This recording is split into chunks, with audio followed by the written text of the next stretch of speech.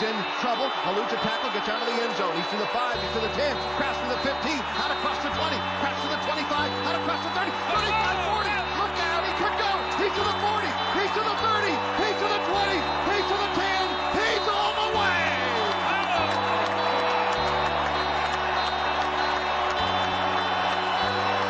Totally unbelievable.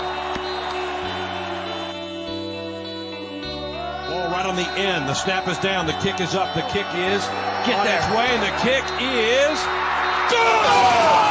He bangs it in there. 57 yards out of school record to put the Huskers in front, 33-31. To the near side. Kellogg gets a shotgun snap. Final play of the game. Ron waiting for the wideouts to get downfield. Launches the throw down toward the goal line. Going up. Ball tipped in the air. Caught! Touchdown! Jordan Westerkamp! Nebraska wins the game on the final play of the contest! Oh, baby! Oh my goodness! Oh my goodness! What a scene in Lincoln, baby! Woo!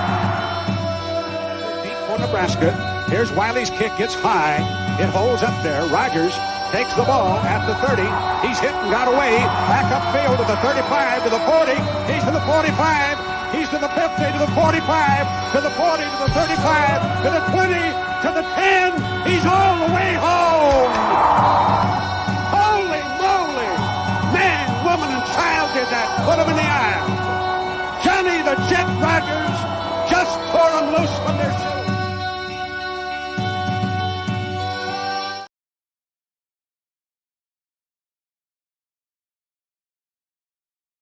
Good Lord. I'm outraged. So I'm coming on YouTube Live to be outraged in front of people. Okay, here is what they have decided for the college football playoff, the last year of the 14 playoff. Number 1, Michigan. Number 2, Washington. I think you could argue that Washington might have belonged above Michigan, but it doesn't matter. They're in the playoff. They have to play it out. Texas at 3. You know, I hate to say good things about Texas, but Texas is good. Damn it. And then, of course, 4, Alabama. Instead of Florida State going 13-0, but, Alabama won the SEC. Florida State gets screwed, and then you got to stick Georgia in at number 6. Interested in hearing your comments about this. I know what mine are. Mine are you couldn't really help yourself. You had this excuse of a injured quarterback for Florida State, even though I think their defense, they beat Louisville to win the ACC, and they played really well. Well, their offense wasn't that great, but Florida State's defense has been, I think, exceptional all year long. They're a damn good team. I see these guys on the ESPN doing this arguing back and forth about strength of schedule. And I'll say this. Name me some good games that the SEC won out of conference this year. When you give somebody a strength of schedule, and I'm not the greatest statistic guy anymore. I've admitted that in that video I did about my own death and recovery, that I can't do math very well. You have to start with a seed, right? In other words, you don't just start with a blank slate about strength of schedule. You have to put the teams in some kind of seeding order, and then you go off that. And the SEC has benefited with this from years. And I'm going to be upfront about it. I am kind of biased. I think Alabama's a good team. They beat Georgia. Georgia's a good team. Did they deserve in? Not over a 13-0 Florida State team. I guess the best thing about this is that we expand to 12 next year, and we'll be doing this with the 13th team, and it won't be that big a deal. Okay, I need to breathe for a moment. Well, Brett says, boo, Alabama shouldn't have gotten it. I don't think so either. And I just, that's nothing against Alabama or Nick Saban. Although I will say this, in the 90s, because I'm a Nebraska fan, I always have to go back to the 90s. That's what we're always accused of. In the 90s, I remember Emmitt Smith making the comment, everybody loves a new champion, about why everybody was happy for us when we won our first championship, and then everybody began to hate us as time went on. I might bring Andy in here. That's my reason for Alabama. I bless their nuts. Okay, I'll admit it. I've never liked Alabama all that much. Years ago we had Bob Devaney versus Paul Bear Bryant. Okay, I'll calm down for a minute. I think it's just it's insane to me that you can go 13-0 in your regular season, be left out of this. And then you can when we look at the college football playoff, and this is going to be true as we expand into 12 teams. This is all made up stuff. You can have a list of criteria that they're going to use, but it's funny to me after, one of the things I was working on or reading about this morning was 1910 rule changes that changed college football forever, and how regional the sport was, with Yale, Harvard, Princeton, and Penn controlling the eastern side of the United States because people couldn't travel that much. And then the Midwest, Michigan, Minnesota, Wisconsin, Nebraska would come in later years. How regional the game was. And it's still very, very regional. And I think one of the things that I worry about going forward with this new playoff is, how is this going to affect scheduling? You saw yesterday, Greg Sankey made the comment that, well, if we didn't play Texas, if Alabama didn't play Texas, then we'd be undefeated. Okay. Does that mean you're going to play shit from now on? Because the SEC didn't win a lot of really good non-conference games this year. Does that mean they're going to load up with group of 5 stuff even more than they already do? We'll see if Andy's going to join me here. He has to wash his face or something. Real people wash your face, whatever. Okay, let's go through some comments.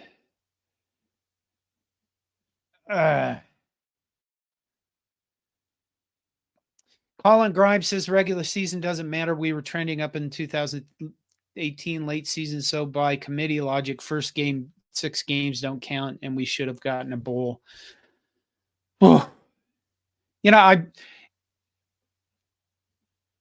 Born led, corn fed. Who did Texas lose to? They lost to Oklahoma. Apparently, Lewis Papp says, apparently the committee forgot 2014 and OSU. I think the thing is they shouldn't be going on. They should take 1 year as a entity into itself. I don't think you should look at past results and be deciding any of this kind of stuff. Because I think it's just it's unfair, because some teams, well, let's say Florida State. And Florida State's a good example to use, because Florida State is what? I think this is 4th year of Mike Norville. And even like the last 2 years, Florida State fans have wanted Mike Norville fired, and now he's getting screwed after having an undefeated season. I was about to say he's in the college football playoff, because that's what I assumed that they would do. That is, they would go ahead and stick him into the college football playoff because they were undefeated. Mose says, so technically speaking, this is the Big versus SEC playoff. Well, you have Washington in there. And unlike a lot of other people, I guess, I think I was on with Connor or somebody when I picked Washington to beat Oregon in the Pac-12, last Pac-12 title game. And the reason I did was because I just thought that I thought they had more moxie. I thought their defense was a little bit better than Oregon, and which is weird to say because nobody ever talks about the Pac-12 with regards to defense. I think I said at the beginning of this that you could have swapped Washington and Michigan. And hold on, I'm getting texts all over the place. You could have swapped Washington and Michigan, and that I should focus. I don't think you could argue about that. So what are you going to have here? You're going to have Washington versus Texas, Michigan versus Alabama, which I think is kind of dangerous for Alabama or for Michigan. I'm sure that they would probably have rather have played Florida State with their missing quarterback. But, all right, back to some comments. Because I did want to just come on here and commiserate with people because I'm kind of, I probably put too much stake college football. Well, I do. We all know that. Sam Roberts, it's absolutely ridiculous. I would have put Ohio State, Oregon, and Florida State above Alabama. Alabama played some abysmal football this year based on their standard. I agree with it, Sam. What was their big win in the non-conference? Wasn't it South Florida, 17-3 was their big, huge win there? And they got beat by Texas in their conference. James Boardman says not one team to care about might lean to Washington because they're a first-time playoff team. It was nice to see the Pac-12 get their shit together the last year of their existence. And I think you could make the argument that the Pac-12 was probably the best conference in the nation this year because it sure as hell wasn't the SEC. Highlander Gun says Washington has been in the playoffs before they lost at Bama. Yeah, I'm just living on this. I'm in the moment, man. So like you guys are making comments about this. I'm just stuck here in this year right now. Sam Roberts again. I would predict that Florida State is going to declare a national title if they win their bowl game, which they should. I mean, hell, I'll buy a t-shirt if it means irritating people.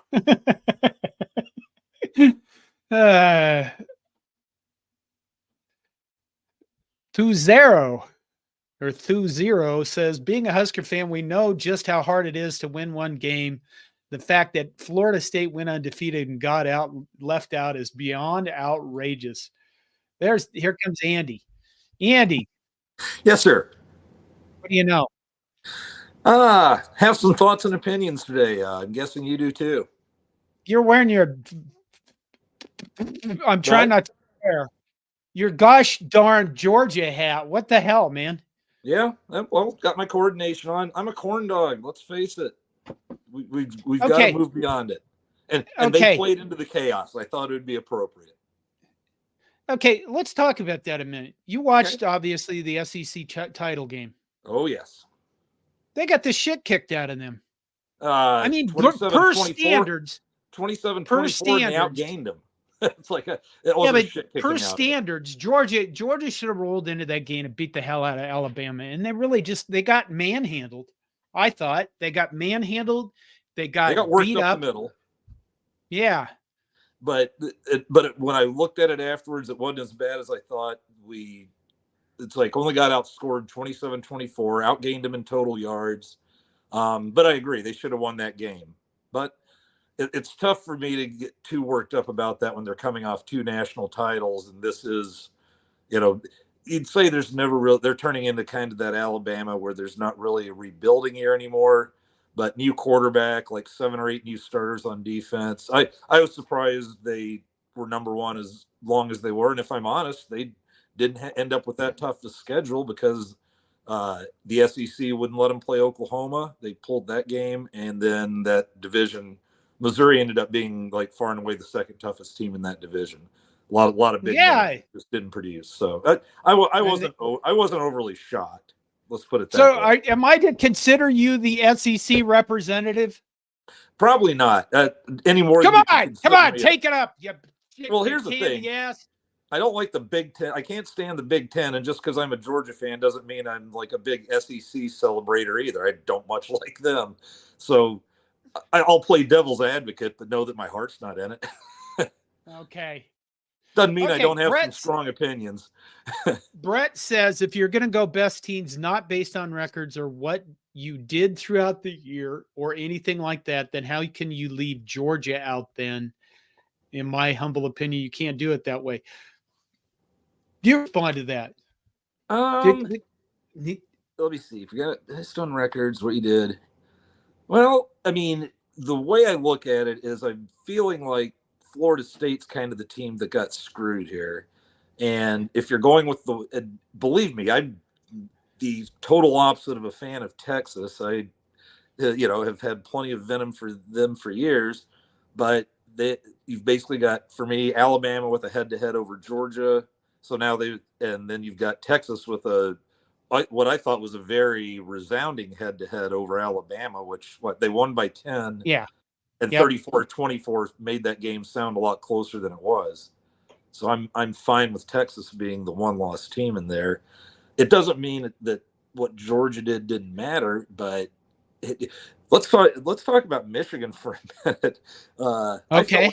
I felt like Michigan had the weakest schedule of everybody. They played 3 patsies out of conference, Penn State and Ohio State. Okay, but the rest of it was a lot of garbage. And they were like edging, and here it is. It's like, also, let's not forget the fact, let's not forget the cheating. And it's pretty obvious how their play fell off once that was exposed. I mean, we get beat by Maryland 13-10, and we're ready to burn down the forest. Michigan escapes 31-24 against that same team, and it's just like, keep them right there behind Georgia at number 2. I think it's all very problematic, and for the people who want chaos, they're getting their wish. I kind of want chaos. I mean, college football that's the nature of the sport. It's like its middle name, college chaos football. You know what I mean? College football chaos players. I don't know. Let's think about that. Now, when you were watching that, it's like I'm getting the updates, and when they actually go, they've never done this before that I remembered, where here's your number 1, here's your number 2, here's your number 3. And then they do like the NHL draft and go, now we're going to jump to who's number 6 and start shuffling it around for effect or whatever. And it's like, and number 6 is so-and-so. And that's where my heart kind of sank, because I'm like, Florida State's about to get boned here. They wouldn't be jumping to number 6 if they were about to bone Alabama, because they've, I'm sure we'll get into the history of it a little bit, but they've always just been over backwards to get Alabama. And so I guess I was hoping they'd leave the SEC out just to watch Greg Sankey and Paul Feinbaum look for a college football playoff capital to storm, because they were already screaming about getting left out before it even, before the results. It was almost like they're throwing their threats out there. You're an idiot if you leave out the SEC. Just saying. And this won't be the worst way they've let Alabama in, but I still felt like it should have been Florida State. Now the defense there is they always have said, hey, if there's major players that are going to be out for the playoff, then we take that into consideration, that's a weaker team without these certain people. And I know that the quarterback, they're using down to the 3rd string of the starting quarterback was on crutches. So I don't know if he'd been called out yet or not. I wasn't that dialed up on it, but if he is, I knew that, okay, there's their excuse. It should be Florida State, but they're missing a guy, so we'll bring Alabama in. But along those same lines, there was that year where, they didn't let Baylor and TCU in because the Big 12 didn't have a playoff. Okay, so they had that rule. They made up a rule at the moment. We've decided you need to be in a championship game. And then 3 years later, Alabama doesn't win the division. Georgia wins the SEC. And they throw Alabama in on the eye test and ignoring the part about you have to play in a championship game. So for me, it's always like they just move whatever pieces around the board gets the biggest names and the most money in there for them. Okay, do you think that's it? How much influence do you think money? I look at what more people watch with Alabama. Is the SEC that strong? Would they? I saw some message board comment. God knows we probably shouldn't put much validity in those, but saw some message board comment where some SEC guy said we should boycott all the bowls if the SEC isn't in it. I kind of look at this sometimes and I think you have to deal with the SEC because they're full of fucking crazy people. They're crazy. They're nuts. You take every conference and then you take the SEC, and that's just every conference and more so. And that's a Dan Carlin reference about Japanese samurai. But you have to include them. Otherwise they will go crazy and burn your truck in the parking lot or something. Or pull the appliances out of your house and shoot them up in your front yard. That's what they'll do. So how much do you think that influence, or the money influence, really had on this? And this just wasn't a fair fight for the ACC or Florida State. I just feel like, Florida State's not the Florida State of the 90s anymore. Not even close. Just as far as, this is the first time they've been in the playoff discussion since it started. The days of Bobby Bowden are far behind them. They haven't fallen off as hard as us, but they've definitely fallen off.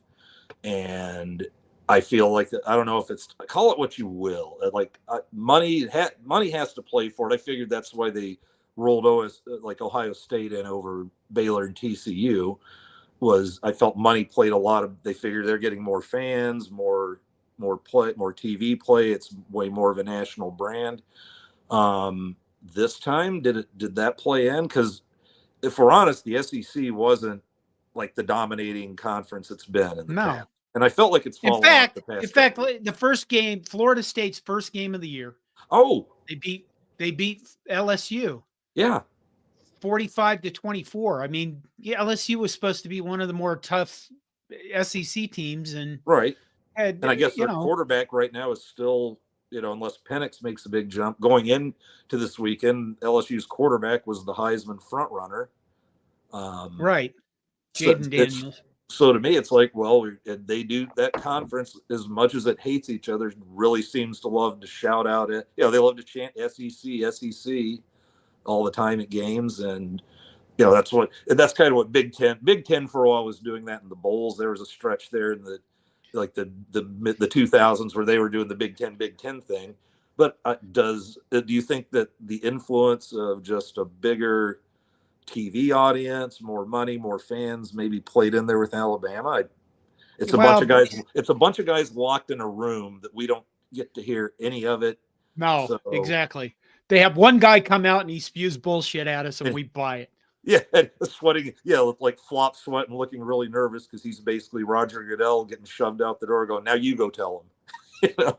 Okay, hold on a second. In fact, Florida State beat two SEC teams because they beat the Florida Gators 24-15 in the last regular season game. But so the ESPN guys were talking about how Florida State's strength of schedule was so much worse than Alabama, yet they played two SEC teams and beat them both. Look, they're out of conference. Isn't that no kidding? Aren't they just saying, well, the rest of the SEC sucked ass? Because that's what that means. Okay, for the people that are just coming in, here's who here's who has been selected for the college football playoff. Michigan, Washington, Texas, Alabama at number 4, Florida State 13-0 at number 5, and then Georgia, who lost the SEC championship, at number 6. So, there it is. Take a look. That's what we're discussing. That's what I'm cranky about. Because, I'm just a cranky old man anyway. That's just gives me something to be targeted about being cranky about. Well, the thing is, it's the whole system. Like, to be honest, I wish they would have, like, we got rid of the BCS because you got to have more than 2 teams. I never had a problem really with the BCS because if there were, to me, the argument was like, sometimes there was a fight about who's number 2 and who's number 3. And the whole thing seems to have been, the wheel's been in place for a while. We want a big tournament like everybody else. And to talk about cranky old man talk, my thing was the college football regular season was just the most intense regular season of any major sport, college or pro, and nothing else was even a close second, because baseball's up to the point where they let about, 12, 14 teams in. I can't remember. Seems like half the NFL's in. You can have 7 losses and then go in and have a chance to win the championship of football. Well, not in college football, that to hell with that. And then, hockey, basketball over long seasons, it feels like half of both those leagues get in. Now, all that being said, I knew that's where this was going. Now, the one thing I liked about the BCS was their formula was right there out on the table for you every year. Yeah.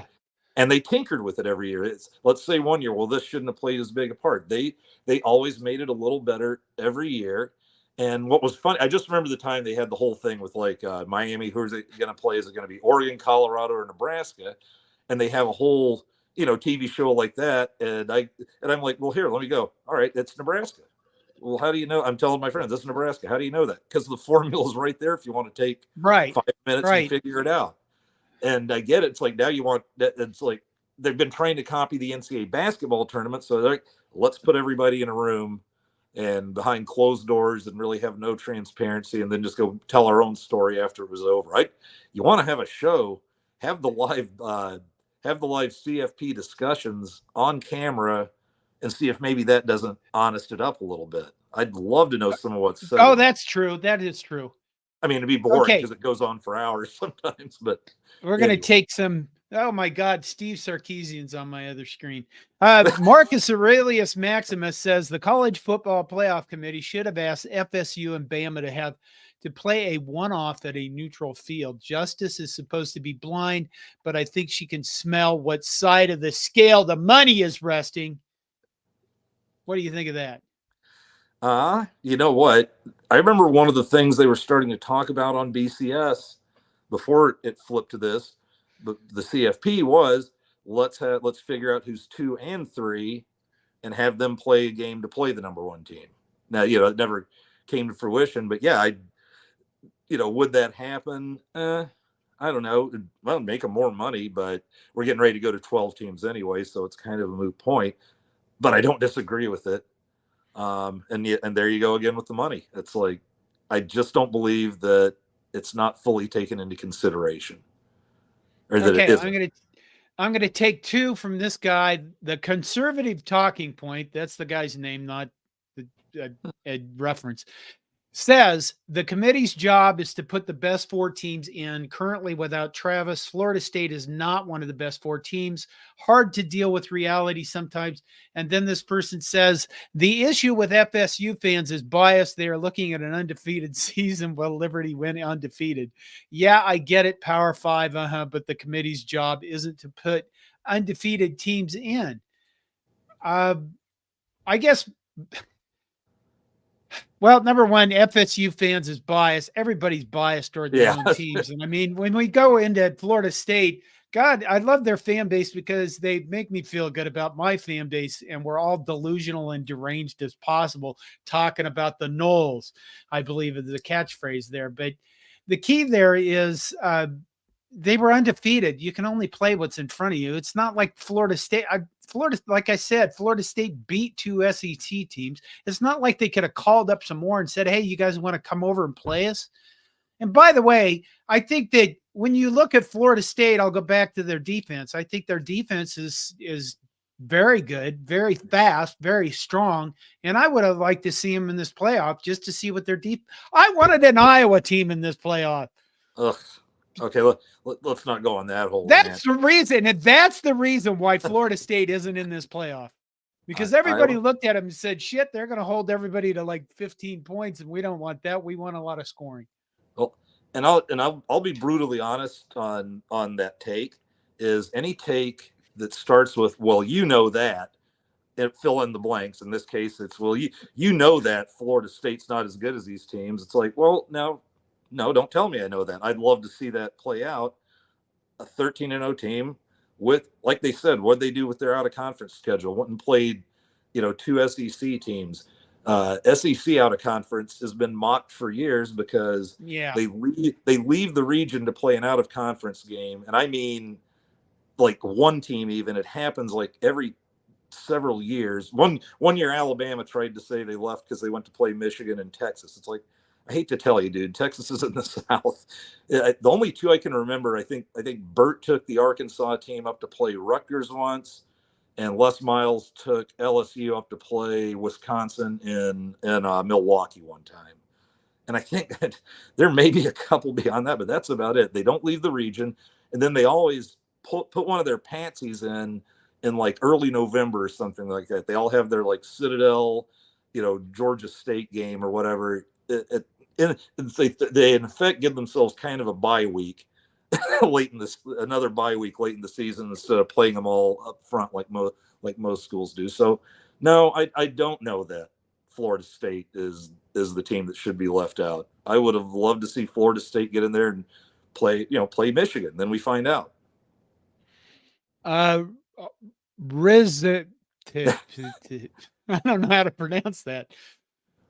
Says, I don't understand why Texas made it in. And then he says later, I can see Alabama getting in, but Texas shouldn't be in on basis of beating Alabama. I guess doesn't make sense to me. I guess I feel the opposite, but I will tell you this on just going with the theme.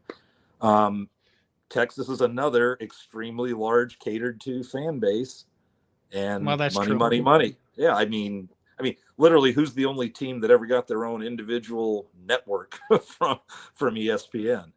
You're telling me that they wouldn't rather have them than Florida State. And the thing is, like, I think, I'm not going to say that, but I'm going to say my top four would have been, all the same now, except move Florida State in, keep Texas where they are at number 3. Yeah. And really, how he contradicts himself here when he says, I can see Alabama getting in, but Texas beat Alabama. That doesn't make any sense. They went head to head. Texas won by double digits. Yeah. So if you're going to put Alabama if you think Alabama belonged and Texas beat them, then it doesn't make sense that you don't think you know what? I'm forced to say nice things about Texas, and it's bothering me. That's why I'm trying to be unbiased about this. And other than making face at Iowa, I think I've been pretty good. But yeah, I think, you know what? go ahead. I actually rooted for Iowa last night, and I didn't think they had stood a chance, and they really didn't. But they really got screwed by the refs a couple times. This is a tough one because I saw where everybody's going, or not everybody, where the scheduling's fallen the last years, because I just consider Iowa the dirt of the earth, and for 2 weeks in a row now they've tried to make me. There'll be 2 weeks in a row, or I guess going to the first playoff game, they're going to be trying to make me cheer for Michigan twice, and they're like, first you have Michigan against Iowa, and I'm like, well, really Michigan can win that national title because it's going to end up being, vacated down the road anyway, which, hey, more chaos, you want more chaos. We have this crazy pick session, and the number 1 team's going to probably, vacate all their wins this year. So that's fun to look ahead to. But no, it's like first Michigan, Iowa. I'm like, well, you know what? If I'm honest, I want Michigan here because if, Kirk's, doing all this balling because he's getting ready to retire over being butthurt about his, stupid kid being fired, then I don't want to gift. I don't want him gifted, with a Big Ten championship on his way out the door. I still want him. I want that sour look on his face. I wanted them to get the crap beat out of them worse, so he'd have a real reason to cry. And now it's with the first matchups, Michigan, Alabama. I didn't even want Alabama in. I've got, my Georgia, Alabama hatred there. It's like, God, I might actually cheer for Alabama in this one. So stop giving me reasons to cheer for Michigan. Scott McManigal says, did the committee do this to show that a 12-team playoff is needed? Something smells. It did certainly work out that way. I mean, it really looked like the way that this season was going, it was going to be more contentious than normal. And now you have the first time an undefeated team is left out of the playoffs because the SEC had to be included. That's my take on that, and that's what I'm going with. Yeah. And you had eight teams in contention for the playoff going into championship weekend, which generally isn't the case. It's usually, maybe 5 or 6, but yeah, 8 teams going in. Maybe have an 8-team playoff then. But yeah, that definitely goes like here's the year going into the 12-team playoff where you have 8 teams that literally could have been considered as having a chance to win it all going into conference playoff weekend. So that's a plus for. I'm not in favor of big playoffs, but I will admit that this season's like a huge plus for a bigger playoff. Some guy named Todd Wolverton says, on what metric do you determine best right now? Eye test, and that is garbage. Under that criteria, the Heisman goes to the best player yesterday. Yeah. That is kind of a big thing when they do this bullshit about the eye test. Yeah. My thing is they have so many criteria that they say they use, and I'm repeating what I said earlier, so nothing long this time. I feel like they pull whatever criteria works out for the team they want to push in there, which is so often Alabama. Yeah, exactly. That's just it. And what the hell, eye test? Yeah. This is the most made up bullshit ever. Because if you listen to, go ahead. Yeah, I mean, we're going to live with this even going forward to the 12-team playoff. It's going to get more important. but is there ever going to be any kind of formula involved in this at all? Do you think? Or are they just going to be 12 guys like sitting in a room, old guys like us? Why couldn't they invite us? Sons of bitches. And then we can sneak the phones in and record the whole thing Yeah. and blow it up. That's Yeah. That's what I wish. Why Good can't investigative journalism. why can't they have something. why can't they have a rebel on the CFP that'll just who hates it all and record all of it on his phone in his pocket? They probably pull those things. I guess I'm guessing they wouldn't let that happen as everybody turning your electronics at the door. But yeah, it's that's like I said, that's the one thing I wish would have carried over from the BCS, because at least for it, the math wasn't that complicated, and anybody who wanted to sit down, there it was for you, and there it was every week almost, because it was like what the polls, the compute, you had what 5 computer rankings, you had the polls, and then you had and then the loss was an automatic like +1 each loss, so that was the way to keep the 2 loss. That's what kept Colorado out, was they finished I think 4th that year because they had the 2 losses they wanted to pretend never happened. And then was it but anyway, I won't try and recall all of it now, but yeah, they had that whole thing there. They had how they averaged it out, and there you were. And they worked with it every year. They weren't like, they didn't have the guy that came up with it or the people that came up with it have huge egos and going, that's it, and it'll never change. I just liked that it was fluid, and they were always trying to make it better. It's like, I get it. You can't, you will get the teams in that aren't, you might get a Liberty in there one year with that, and I wouldn't like that either. But in theory, that's the way like a mid-major would sneak in if they wouldn't. Like BYU the one year went and played 4 Power 5 pretty tough teams because they had a horrible like conference when they were in a conference and had a horrible conference schedule. Ended up going 2-2, but they said if we go like 12-0 with that schedule and are out of conference, we've made our case like Boise State never did to be in that top 2. And so, they're never going to open that door. I'm just dreaming. Colin Grimes says that I'm picking up 2 pizzas and going to my buddies. Fuck Creighton. Go Big Red forever. Nebraska does play Creighton later this afternoon to see if Nebraska basketball can go to 8-0, and maybe we can hang our hats on having a basketball team this year. Yep. Jack the Ripper says 3 of the 4 playoff teams are with Nike. Shock. Washington is not. There are people that think this makes a difference, or it's something they hang their hat on, just kind of like they're blaming curses for stuff. Maybe because of this, I'd like to see Washington win the national title. But we should just cheer for, I assume it's Adidas. I thought we were the only Adidas. Maybe they're Under Armour or something like that, or I don't know. But how petty is that? Because the only reason Washington is doing it is because fuck Oregon.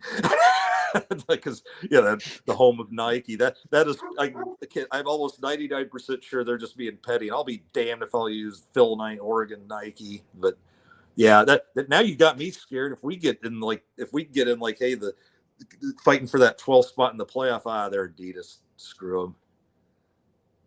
Okay, Nebraska, as Neb 524 says, as a Nebraska fan, there is no way I watch another game. This sport is rigged. People should not only boycott, there should be lawsuits and worse. Wow. Well, that maybe Florida State could sue them, an injunction, and they'd be thrown into further turmoil and chaos. You Lawyers need more work. You've got to keep that Fire Elmo gif handy where.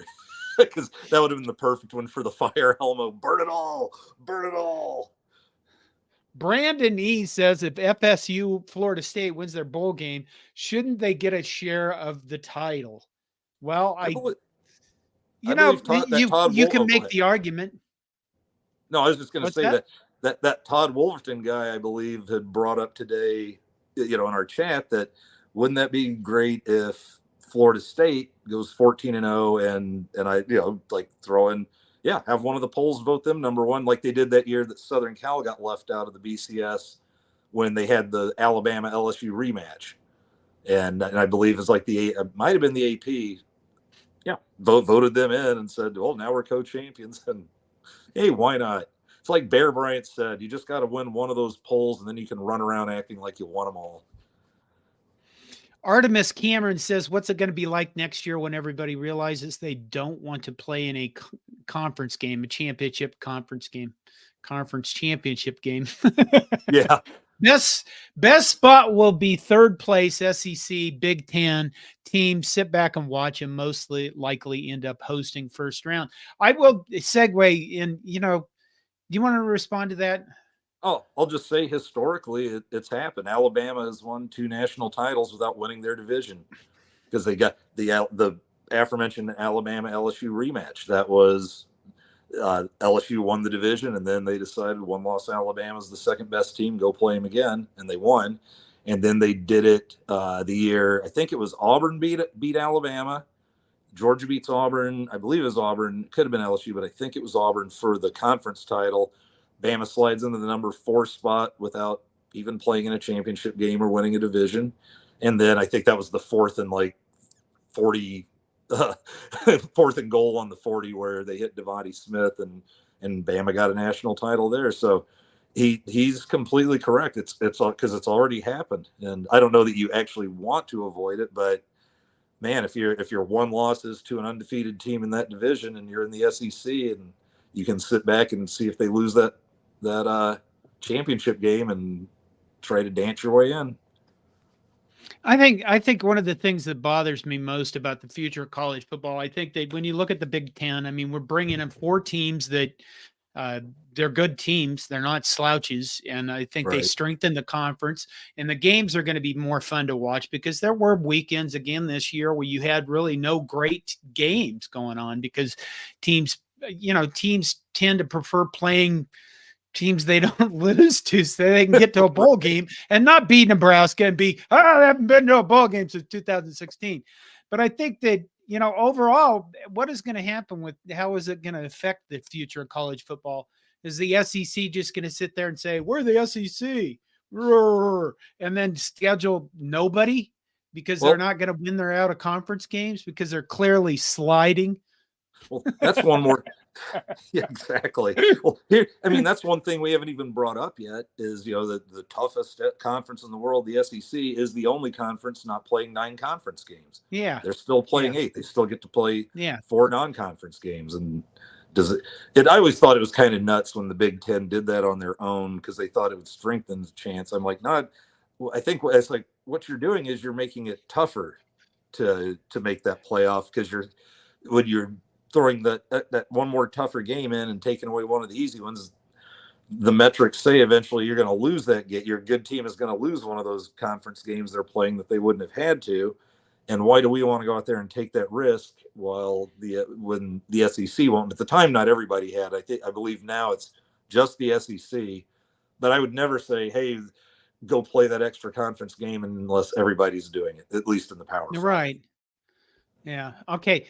Highlander Gun says Bama got in because the committee was scared their trees would be killed. See, that's that point. I honestly believe there's some there in the back of their minds that nobody says is those SAC fans are crazy. We can't let them be angry too much or they'll burn shit down. Jason 41079 says, how do I explain to 21 other starters that because one player gets hurt, the rest of you aren't worthy? FSU was robbed. I think that's a good point. I think everybody looks at quarterbacks. I mean, quarterbacks are the gods of football these days. It's never been to this level of this player is the most, that's an NFL influence, isn't it? Yeah. And the thing is, I always hated that thing they threw in there. Like, let's really just look at how they'll be in that game. It's like, well, you don't get to pretend they didn't win all those games with him because even in the NFL, what's the saying? Next man up. And that's kind of it. In college, you got an even bigger roster. I don't believe that your 11 wins should go out the window because or I guess in this case, 13 wins should go out the window because your starting quarterback's hurt. It's like, no, the team won those games. One guy got hurt or your running back got hurt. That's bullshit. I should have said that earlier.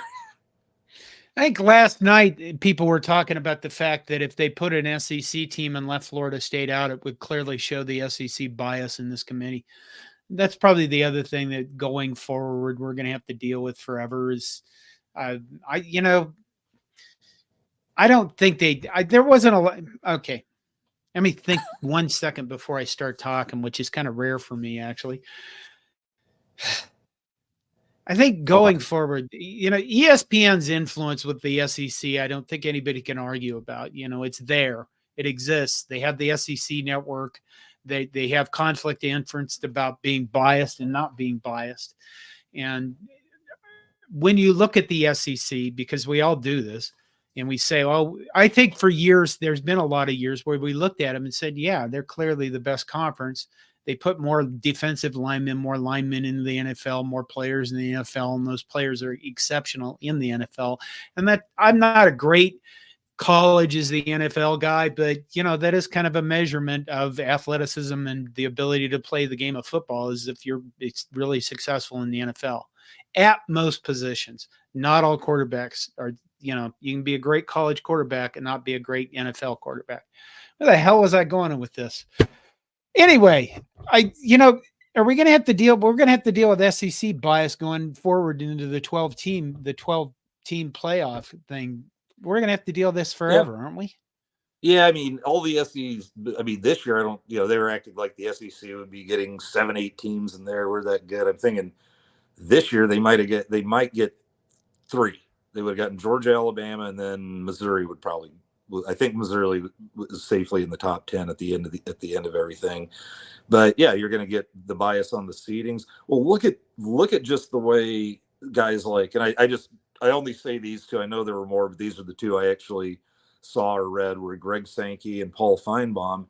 And they're just openly like mocking and threatening the committee and calling them idiots and just having the biggest blow up. Like I said, that we could compare that to certain things politically, but let's stay off that page. But there they were just going crazy before they'd even made their picks just because dog barking. But they're going crazy. Yeah. They're going, no, that's all right. I love dogs. They're going bananas about the fact that the SEC could be left out before the SEC got left out and the SEC didn't get left out.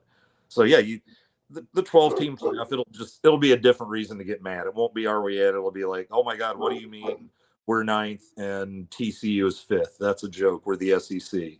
We should have our 2 teams in the top 4, and then every other SEC team that made it should be 5, 6, 7, 8 because we dominate all these other conferences. And that just by watching that they are the better teams. That. My favorite argument. Yeah. It's like I get in a lot less arguments now because anytime they start with that, I just go, we're not going to have this argument. The one amazing thing about this season is this. Ohio State. We haven't mentioned Ohio State at all. They won all of their games except for one loss to Michigan. And in the game, right? Yeah. And they're completely left out of this conference. That's pretty amazing. Yeah. That you can go like 11-1 and just not even be a contender of anything. Right. What a weird. This is the dumbest sport in human history. You know that? It really is. That's why we're the dumbest people following it. But I think Ohio State in the AP poll ended up 7th. They were right behind Georgia. All right, we're going to take another one from Jason 41079. How long till the NCAA football has nil salary caps? Okay, go ahead with that. How can you cap How can you cap salaries that aren't actually being paid? Yeah, you're now saying. I mean that's not the. I remember it was the guy that brought it up was Lane Kiffin. We've got to put a salary cap on these. It's just out of control. Some of these guys and. My thing is, it's money he's making on the side. You can't go out and salary cap a part-time job that you have no control over. And I mean, yes, it's got you get your jobs through the NFL, so NIL. So it's almost like you're going through the world's best local job service. But still, it's your job. And you're not wearing any of the university stuff, and you're literally just making money off your name. So you can't cap that. Now, what that does is goes, should we get it to where everybody's getting a salary? And then we'll have then you can have your salary cap. But right now, this guy's going out signing shirts. You can't cap him on that. I've said this. I think one of 2 things is going to happen in the next 3 years. The NCAA is going to get sued into non-existence because there is a lawsuit out there where the liability is around $4 billion. And I don't know how they're going to pay a $4 billion lawsuit unless they settle ahead of time, which if I was a person in that class action lawsuit, I would say, no, I don't want you to settle. But on the other hand, if you're settling for like $2 million, I'd say yes. But anyway, either the NCAA is going to exist in its current form in 3 years, and athletes are going to be ruled as employees, and it's going to blow up college sports as we know it, or college is going to grant an antitrust exemption to amateur sports, the NCAA, and then they're going to continue to get away with whatever they want. The other thing that's going to happen I think for sure in the next 3 years is all of the nil collectives will go away, and that money will be handled by universities. That's the future college football that I see. And then we could, but your question, how can even in that structure, how can you have a nil salary cap? Well, you have 50 states and you have a conglomeration of public and private entities. Some of them have to report stuff because they are public. Some of them don't have to report anything because they're private. So it's extremely hard to regulate all of this stuff without the federal government's involvement. And, God help us when the federal government gets involved in anything. So I think a lot of this will all be blown up and be rearranged in 3 years. And I'm not sure we're going to like the outcome, but that's what I see happening. We have to take this one. Go ahead and you can say just something for this about one's that. quick.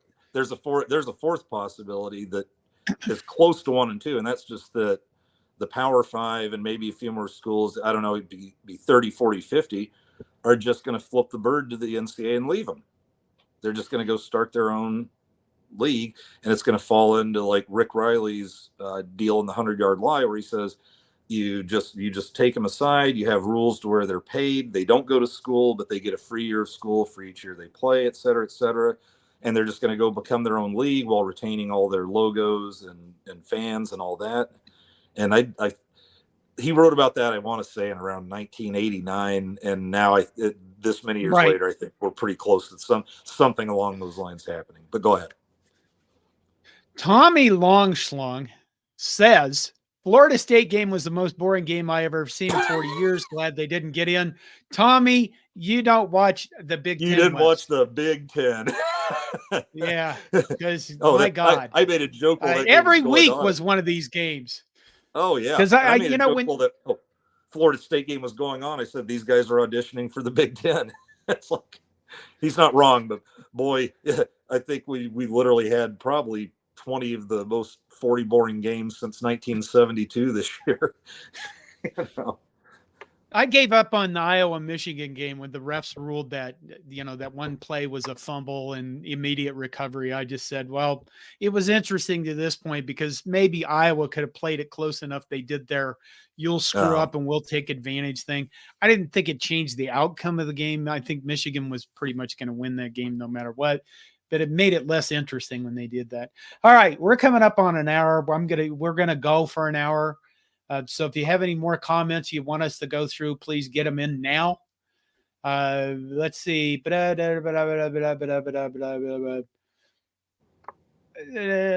don't know if we have anything else.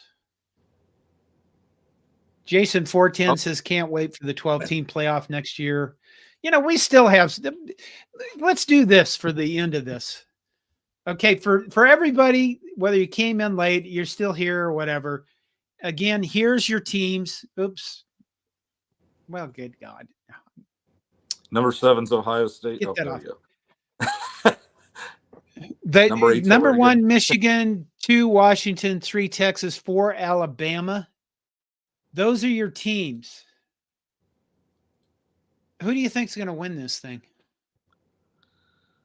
Honestly, oh God, this pains me more than you imagine.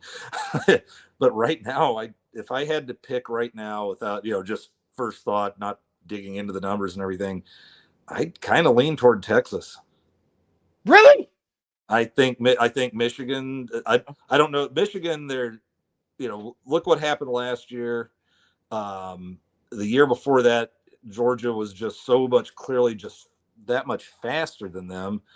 And now that I see those scores tightening up a little without the signals in front of them, that dominance that was there. Well, here's I actually went down the schedule and said you could almost tell when it happened. They played, their three nobodies to start. Well, obviously they're not going to scout their three nobodies, and they're not beating them that badly. They're winning like 31-6 over Ball State or scores like that. They're not, and these were games where I thought would be 50-something to 10, even if, without any of the nonsense going on. And then Nebraska rolls in and, they just blow us out of the water, and then they beat Minnesota like 52-10, and they're just destroying everybody. Then the scandal breaks, and I think Purdue 41-13 was kind of in the middle of that. And after that, it's like, okay, well, you had Penn State and Ohio State, but, the last 2 years they've been beating Ohio State by 3 and 4 touchdowns. And then they beat them 24-17 and act like, well, see, it's all fine now. All this is going to go away. Right. and they beat Penn State by exactly as much as Ohio State did almost. And then in the middle of that, they played Maryland and only beat them by a touchdown. And let's put it this way: if they were doing what they were doing, I think that Iowa game would have been 40-something to nothing, not 26-0. So, I'm just not that convinced they're the dominant number one team anymore.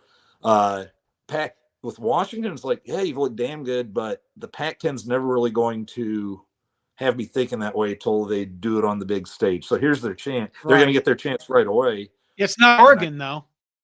What's that? Yeah, but Oregon's it's not Oregon too. This time. Yeah, and then in Bama, Bama to me hadn't been. They went 11-1. We expect more of Bama, but same thing. They had close games, a lot of close games this year with teams they usually dominate. And guess what? The team that dominated them is in that playoff. And for that reason, right now, if I'm putting my hatreds aside, I'd say it would be Texas for me right now. What about you? Really? Yeah. Well, I said early on in the season that I felt like Michigan was a team of destiny kind of thing. I thought they were, I just felt like they were crisp, that they didn't have any holes in their team. And I think it would be funny if they won the whole damn thing. Yeah. And, got everything vacated, which I know the Michigan fans are like, we didn't do nothing. But oh my God. John, real quick. I think that you're kind of in denial about that. Yeah. Yeah. My son just texted me and said with the message, SEC, it just means more, and all the S's we turned into dollar signs. Well, that's it. So I did watch the college football playoff selection show on ESPN, and I think it's Booger McFarland looked like he was going to get out of his chair and beat the shit out of everybody else in the room. And I think it's Joey Galloway was sitting next to him, tried to he did this stuff where he's still like trying to calm him down. Oh, and I really wanted to watch Booger McFarland just reach out, start tearing the heads off of bodies. He could just start flinging them over his shoulder. All right. No, let's go back. So we got did he do that after they announced Alabama. That's when he did that. Yes. Oh, yeah. Perfect. Because he was just a little worked up. It was kind of interesting. Okay, Michigan, Alabama. I think that I'll pick Michigan in that game. And then Washington, Texas. I'm going to pick Washington. So what are we saying? Michigan, Washington for a national title game, which means I'll probably be completely wrong.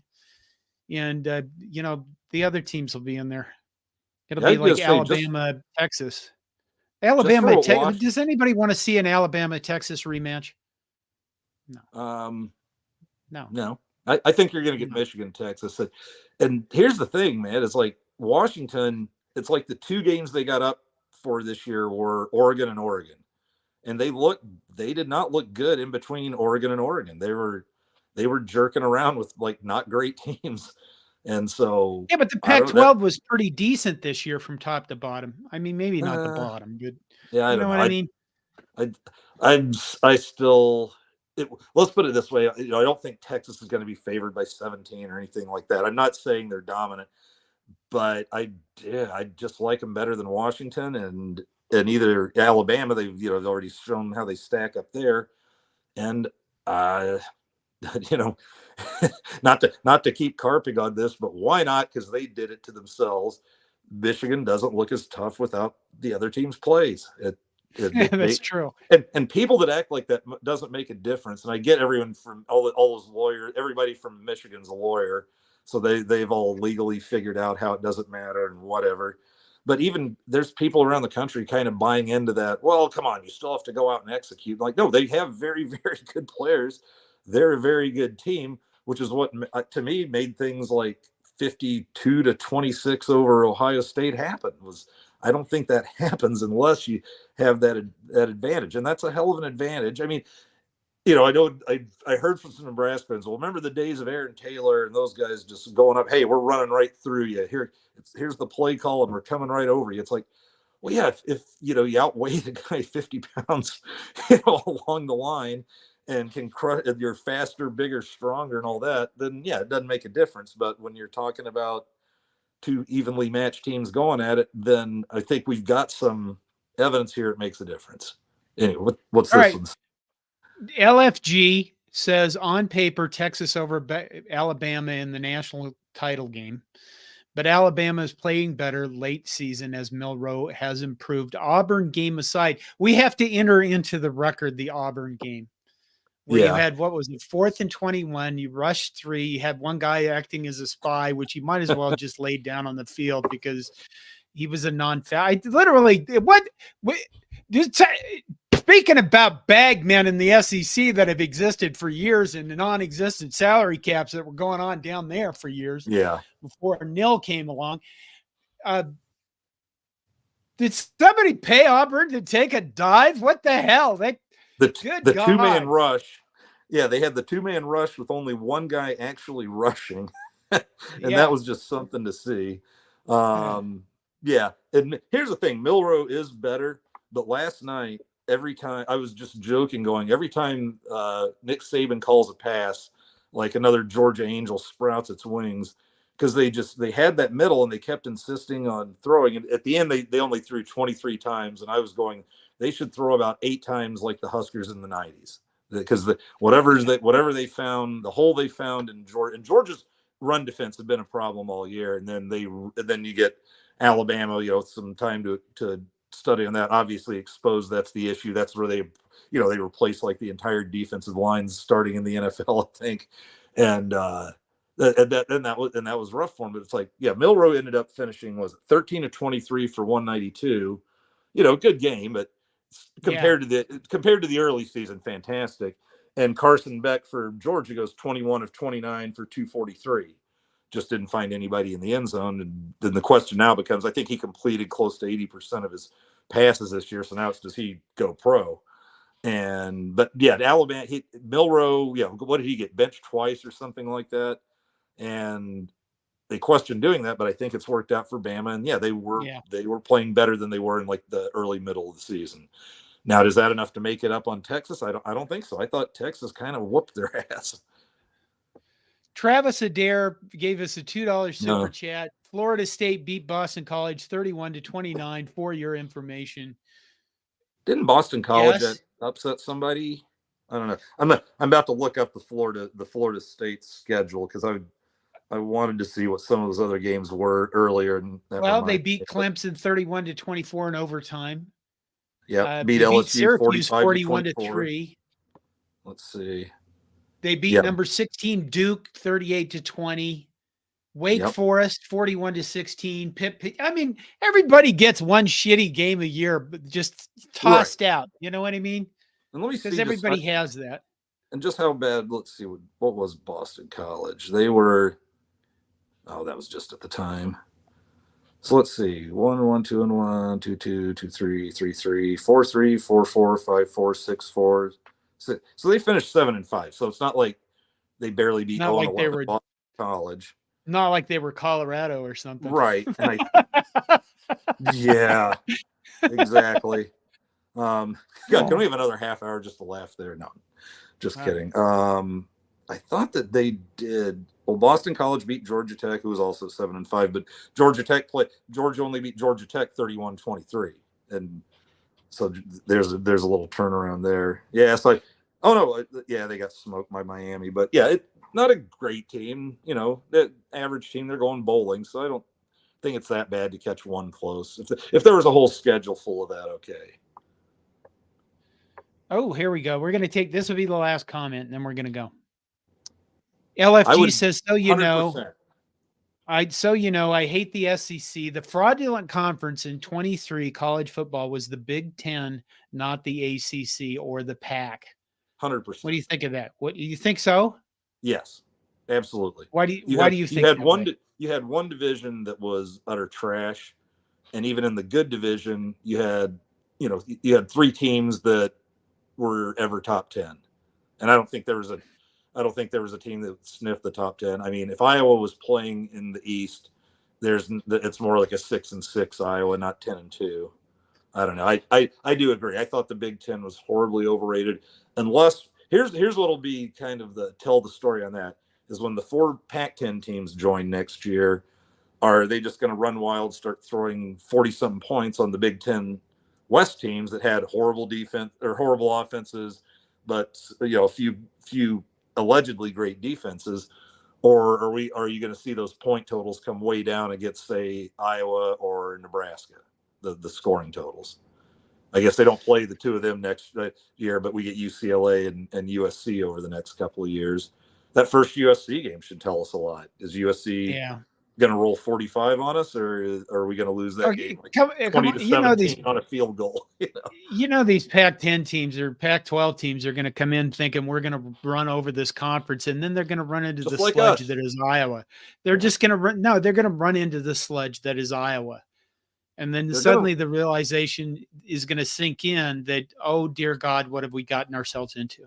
Well, remember, Northwestern is going to drag them into rock fights constantly, and they're going to be going, what's going on? Why is this happening?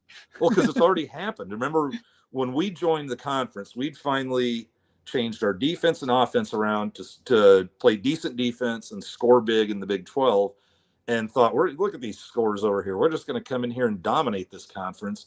And it's like a guy I played softball with who went to Wisconsin. He told me before, you guys think you're going to do that? It's not going to happen. You're going to get the shit pounded out of you because you're built for spread and dinky dunks and all this. And he goes, you just don't know this conference is a dogfight. And I'm like, you know what? You're full of it. And I should have thought back to all those times Wisconsin would go out, be favored to get smacked by 10 in the Rose Bowl by somebody who was 11-1, averaging 45 points a game, and would just sit there throwing like Ron Dane and Monty Ball and all those guys at him, and either lose a close one or pull it out. And these guys would just be like, what just happened? So yeah, you make a fantastic point there because we've already been through it. Yeah. Travis Adair gives us another super chat and says, hey, John, I hope Arkansas can play Nebraska in volleyball. Go Hogs. I honestly hope we meet up in baseball, and baseball season is not that horribly far away. We do follow baseball. CornNation, we report on baseball. We have baseball guys. We're big baseball people, even though, quite frankly, most of the Big Ten isn't. That's a whole nother subject we're not going to go into. I wanted to. I said we'd have one more comment, didn't I? And then we go. Teresa Greenbush says football should not be about money. I don't think it is right that the teams that lost by not that many points should have a spot to be in the bowl. Well, the unfortunate thing, Teresa, is since it began in the 1890s, football has been about money. It's always been about money. We have taken that. And for decades, like a century, we put a facade around it about amateurism and people playing for the glory of the game. And the honest to God truth, it's always been about money. I have a lot of history channel. I have history videos. I'm going to be doing more history videos, hardcore college football history. Go join that channel. I'll be putting more videos up there as we go. The fact, if there's a story I'm looking for and I haven't found the reference, and I need to reference it, but the reference is that for like 1902 was the first Rose Bowl game. It wasn't called the Rose Bowl yet, but if I remember the story correctly, the person who had to haul away the money from the game, the receipts, because keep in mind, right, there's no credit cards. They had to haul away coins. They had to hire oxen. They had to have wagons pulled by oxen, but they also had to have a crap ton of armed security to make sure that none of that stuff was robbed as they were leaving for the gate receipts. Maybe that wasn't 1902. Maybe it was a later bowl, but I know that story's out there. And so money has always been a part of the sport. We've just really done well at, grasping the romanticized part of college football. And I wonder if, between nil and, the college football playoff expanding, that romanticism is just going to get swept away. Okay. Funny thing is that in 1902, think about how much of that would have been coin. Yeah. And, just the sheer weight of it itself. No, all right. Hold on. When you were saying that real quick, I just wanted to add that I still remember, for all the people that think like, yeah, it wasn't about money or whatever. I think it was Art Donovan in his book who said he played at Boston College, and he just said it made him laugh his ass off when he heard about, these players getting money under the table. Because he was saying, he goes, I get $1,000 every week or two that found its way under my door in an envelope. So don't. He's like, yeah, take those romantic notions and junk them. As long as there's been college football and people filling up a stadium, there's been somebody making sure the players are taken care of beyond their scholarships. Okay. It's almost 1:00 and I need to go eat lunch because, there you go. And we probably should, but we've gone over an hour and I probably too used to, I try to target these things for an hour because I'm old and I get worn out easily. And I can only take Andy with his damn Georgia hat for an hour. All right. It was topical. Okay. I was going to read. Well, shit. No, we should go. We need to go because I'm getting exhausted, to be honest with you. He put all that People effort keep into coming it. in and they make good points, but the problem is I'll go off again. I can only do this for so long. All right, there you go. We don't really have an outro for these ad hoc things, so all we really do is say goodbye. So goodbye, Andy. Goodbye, John. I'm sure we'll talk again and chat before the day's out. Yeah. It would be great coming up at 3:00. Yeah. Take care, everybody. Thanks for the support. Hit the like button on your way out.